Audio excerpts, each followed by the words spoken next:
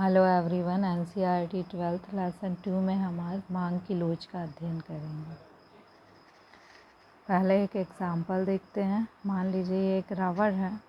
अगर आप इसको खींचेंगे तो क्या होगा, ये फैल जाएगी और आप इसे छोड़ देंगे तो ये वापस अपने स्वरूप में आ जाएगी। तो हम क्या कहेंगे, रबड़ कैसी है, रबड़ लोचशील है।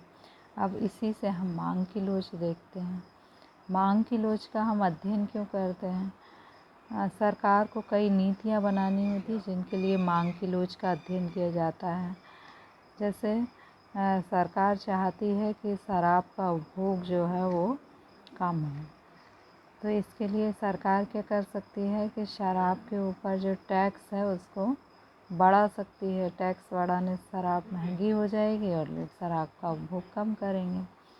लेकिन सरकार को यह डिसीज़न लेने में मांग की लोच मदद करेगी। कैसे मदद करेगी कि सरकार को मांग की लोच यह बताएगी कि टैक्स बढ़ाने से शराब के कितने प्रतिशत टैक्स बढ़ाया तो शराब के उपभोग में कितने प्रतिशत कमी आई। क्या टैक्स दोगुना करने पर मांग आधी रह जाती है या मांग उतनी ही रहती है, या मांग की लोच से पता चलता है। चलिए अब हम इसे लिखेंगे कैसे।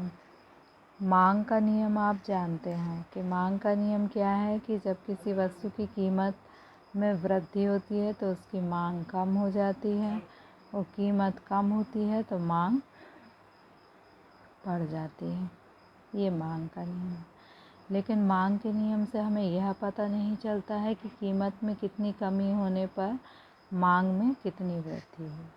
मांग के नियम से हमें यह पता नहीं चलता कि कीमत में कमी होने पर मांग में कितनी वृद्धि होगी, परंतु मांग की लोच से हमें यह पता चलता है कि कीमत में कितनी कमी होने पर मांग में कितनी वृद्धि होगी। यानी मांग का नियम जो है परिणामात्मक कथन है और मांग की लोच कैसा कथन है, गुणात्मक कथन है। ये गुणात्मक वर्ड याद रखना है, ये ऑब्जेक्टिव में पूछा जाता है। मांग की लोच कैसा कथन है, गुणात्मक कथन है।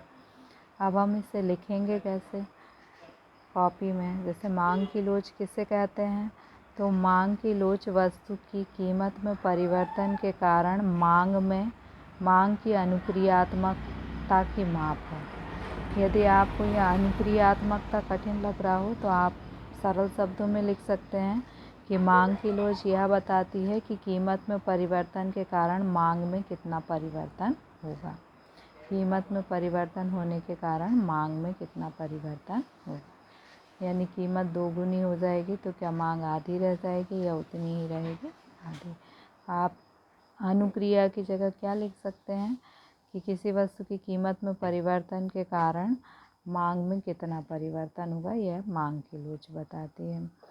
अगला है दूसरे तरीके से आप क्या लिख सकते हैं कि किसी वस्तु की मांग में प्रतिशत परिवर्तन होने पर उस वस्तु की कीमत, किसी वस्तु की मांग में प्रतिशत परिवर्तन को उस वस्तु की कीमत में प्रतिशत परिवर्तन से भाग देने पर प्राप्त भागफल उस वस्तु के लिए मांग की लोच है। ये देखिए, आप क्या करें कि एग्ज़ाम्पल याद कर लें और एग्ज़ाम्पल से लिखें। ये जो फार्मूला है उसको याद कर लें और फार्मूले से अर्थ को लिखें। फार्मूले में ऊपर क्या लिखा है, वस्तु के लिए मांग में प्रतिशत परिवर्तन बटे, यानी मांग में प्रतिशत परिवर्तन, मांग मान लीजिए आपने कितनी कर दी, 2% बढ़ा दी, ठीक। वस्तु के लिए कीमत में प्रतिशत परिवर्तन, यदि आपने वस्तु की कीमत को 2% बढ़ा दिया तो मांग क्या 2% घटी, है ना। तो ये कौन नापेगा, मांग की लोच। तो मांग की लोच का अर्थ आप पहले ये फार्मूला याद करेंगे और आप लिखेंगे क्या कि मांग की लोच वस्तु की मांग में प्रतिशत परिवर्तन को वस्तु की कीमत में प्रतिशत परिवर्तन से भाग देने पर मांग की लोच प्राप्त होती है। या और सरल शब्दों में लिखना है तो यह लिख सकते हैं कि मांग की लोच, ईडी मतलब मांग की लोच वस्तु की कीमत में प्रतिशत परिवर्तन तथा वस्तु की मांग में प्रतिशत परिवर्तन का अनुपात है। भाग की जगह आप क्या लिख सकते हैं, अनुपात है। अब फाइनली आप देख लीजिए कि आपको कॉपी में क्या लिखना है आपको कॉपी में केवल इतना लिखना है कि मांग की लोच क्या होती है। मांग की लोच यह बताती है कि वस्तु की कीमत में परिवर्तन के कारण मांग में कितना परिवर्तन होगा। दूसरा आपको क्या लिखना है, दूसरे शब्दों में, कि मांग की वस्तु के लिए मांग में प्रतिशत परिवर्तन को वस्तु की कीमत में प्रतिशत परिवर्तन से भाग देने पर मांग की लोच प्राप्त होती है। यही इसमें भी लिखा हुआ है। और इसके बाद आपको ये फॉर्मूला लिखना है। अब मांग की लोच को हम कैसे मापते हैं ये आप अगले वीडियो में देखेंगे। Thank you.